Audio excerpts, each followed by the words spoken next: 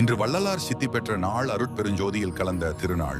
தமிழக ஆன்மீக வரலாற்றில் ஒளிவீசும் பேரொளியாக விளங்கும் அருட்பிரகாச வள்ளலார் இராமலிங்க அடிகளார் அவர்கள் மனித குலத்திற்கு கருணை, சமத்துவம், அன்பு, ஜீவகாருண்யம் என்ற உயரிய தத்துவங்களை வழங்கிய மாபெரும் ஞானி ஆவார். அவர் உடலால் மறையாது அருட்பெருஞ்சோதியில் கலந்த திருநாள்தான் இன்று. சனவரி 30, 1874 தனது 50வது அகவையில் தமிழ்நாடு, கடலூர் மாவட்டம், வடலூர் மேட்டுக்குப்பம் என்னும் புனித தலத்தில் வள்ளலார் அவர்கள் உலகியல் பிணைப்புகளை விட்டு ஒளியாய் ஒளியில் கலந்து சித்தி பெற்றார். வள்ளலார் அவர்கள் போதித்த தத்துவம் எளிமையானது, ஆனால் அதன் ஆழம் அளவிட முடியாதது. வாடிய பயிரை கண்டபோதெல்லாம் வாடினேன் என்ற ஒரே வரியில் மனிதன் மனிதனாக வாழ வேண்டிய முழு அறநெறியையும் சொல்லிவிட்டார்.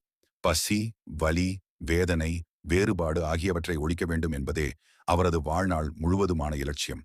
மதம், இனம், மொழி, ஜாதி என்ற எல்லைகளை தாண்டி மனிதம் ஒன்றே மதம் என்ற உண்மையை வலியுறுத்தினார். அதற்கான செயல்பாடாகவே சத்திய ஞான சபை, அன்னதான சாலை, ஜீவகாருண்ய ஒழுக்கம் ஆகியவற்றை நிறுவினார். வள்ளலார் காட்டிய வழி இன்று உலகம் தேடும் மனித நேய பாதையாக உள்ளது. அவர் சித்தி பெற்ற நாள் துக்கம் கொள்ள வேண்டிய நாள் அல்ல.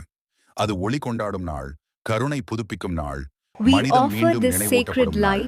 உடல் மறைந்தாலும் வள்ளலார் அவர்கள் அருட்பெருஞ்சோதியாக இன்றும் என்றும் மனித உள்ளங்களில் ஒளியூட்டிக் கொண்டே இருக்கிறார். அருட்பெருஞ்சோதி, தனிப்பெருங்கருணை, அருட்பெருஞ்சோதி.